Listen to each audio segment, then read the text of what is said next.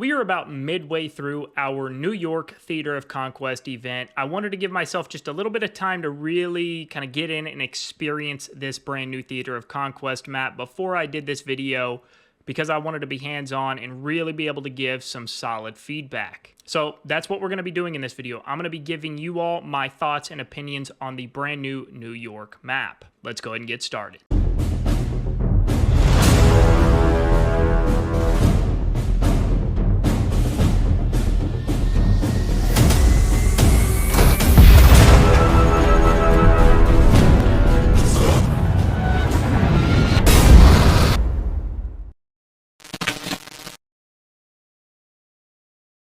Welcome back. I hope you are all doing wonderful. I hope life is going well for each and every one of you. And like I said in the intro, we're going to be talking about the brand new New York Theater of Conquest event. Now, before we get going though, if you guys enjoy videos like this and want to see more videos like this in the future, make sure you like this video, subscribe to the channel if you are not already, so you don't miss any future uploads. Let's try to get this video to at least 100 likes.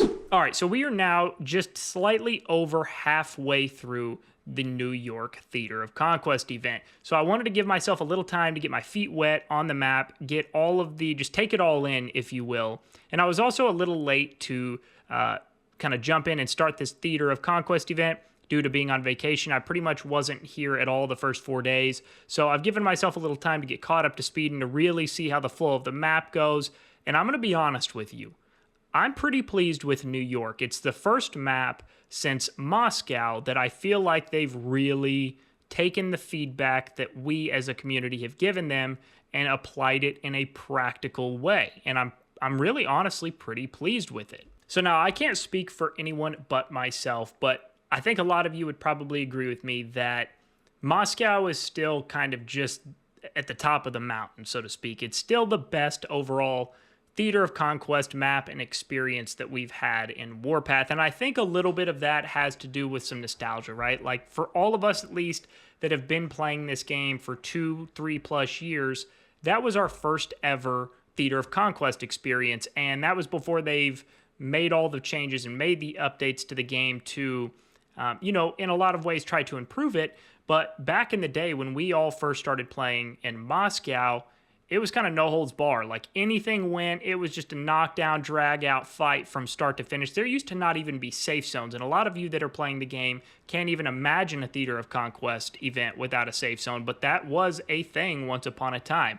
I mean, we just flat got after it. And I think a lot of that kind of leads us to have a, like I said, a nostalgic feeling towards Moscow, myself included. So I'm just going to be upfront that I don't think anything will ever truly take Moscow's place, but New York has definitely done a really good job so far in terms of the enjoyment factor, and the developers have, I feel like, really tried to listen and take into consideration the feedback from the community that we've been giving. First thing is first, and it's that the whole map is accessible right out of the gate. So you can literally go anywhere on the map from day one. And that's something that we have all been asking for.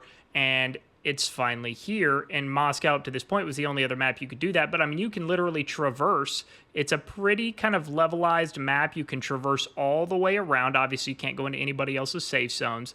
Speaking of safe zones, the safe zones are not completely restricting movement around the land. Normally in a lot of these other maps, there's a big whole chunk of the safe zone. That means you can't go behind it or anything like that. Now it's kind of a smaller, more central safe zone, so you can traverse around it, behind it, to the sides of it, in front of it. You can go pretty much wherever you want, with the exception of actually going into the safe zone, unless it's obviously your own alliance's safe zone. But that's been a really nice addition. There is still the protection of the safe zone, but it's not restricting any movement or flow of combat or troops in general.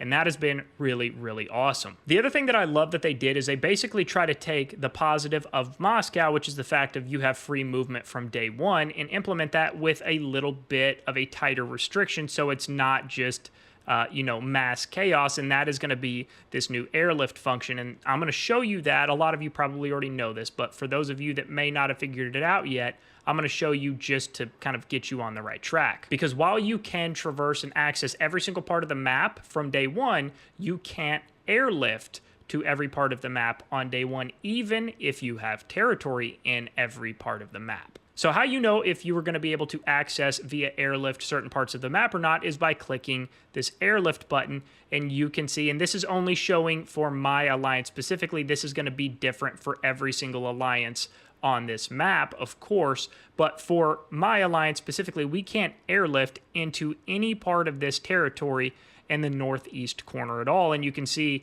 Airlift unlocks in 1 day and 5 hours. So it will even give you a timeline on when you're going to be able to access via Airlift these parts of the map. Now, the other part of the map that I really, really like, at least personally, is the fact that there are choke points and there are strategic places that you need to be aware of, but there's always, or there seems to be kind of ways around it all over the map, which is good. You have to hold like key vital choke points, but then if you need to skirt around it, if you're able to, you can. So it at least gives you options, and it gives, or I should say it promotes fighting in combat, which is kind of what we're all after in the first place. Also, as we transition into the inner ring of the map, we've got our 4 blockhouses here, and in some Conquest maps, there's only a couple of entrances in, and they're not all the same distance, but New York is pretty close to the same amount of distance in terms of villages needed to be able to reach the middle objective from all 4 of these blockhouse points. Now, the other new feature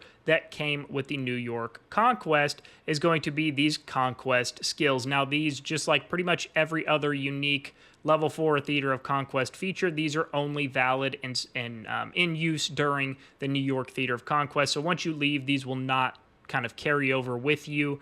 But this is the new feature, the Conquest Skills.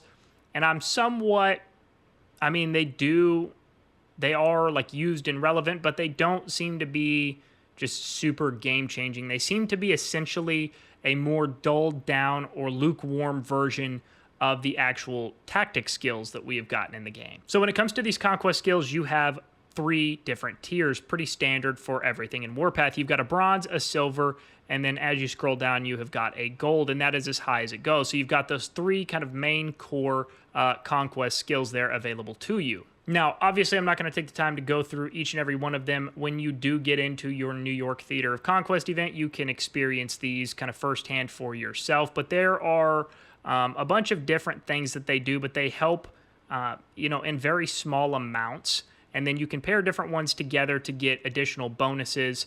So there is that aspect of it.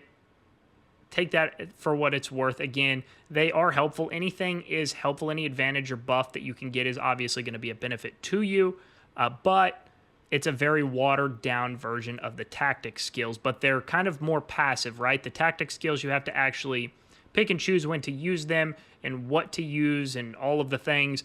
These, you just apply them and essentially forget them. So they're always in effect, but you don't have to think about them and you don't have to really do much with them once you get the ones you want set. So overall, my first impression of New York is very positive. I've enjoyed the experience so far. The fighting has been really fun. The map layout has been very enjoyable. People are going back and forth all over the map, which is, again, promoting a lot of fighting and a lot of combat, which is what I think we are all after. So very, very pleased with New York, at least so far. And as we continue to move forward and get more and more new Theater of Conquest event maps, I hope they continue to follow somewhat of a similar trend. I know they're all going to have their own unique features and whatnot, but Moscow still at the top of my list. Again, kind of more of a nostalgia thing there. And then followed by very closely New York. So those 2 maps are by far and away, at least for me, the most enjoyable at this moment. So definitely would like to see them continue this trend. If you have made it this far into the video, if you have access to Discord and are not already in our community Discord server, the link to that is going to be in the description of the video below.